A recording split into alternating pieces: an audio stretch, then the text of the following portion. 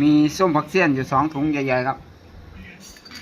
ไม่รู้จะกินกับอะไรน้ำพริกกินกับน้ำพริกกินกับแจ่วนั่นน่ะมีกุ้งครับกุ้งแห้งครับเนี่ยจะทำน้ำพริกกุ้งแห้งใส่ลูกมะกอกครับส้มตำข้าวเหนียวนะครับนี่แก้วกุ้งครับแก้วกุ้งกุ้งไฟทอดกรอบครับนี่แล้วนี่ตำใช้ประกอบครับมาซิมข้างโคกนี่ล่ะที่เด็ดเลยเดี๋ยวไปซิมในถ้วยมาแซ่บ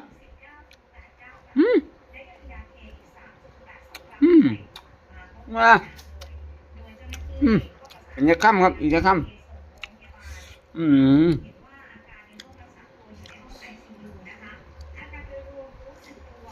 ว้าวอย่างนั้นครับนี่แซ่บอีกครับมันกินอยู่ทงอยู่หน้า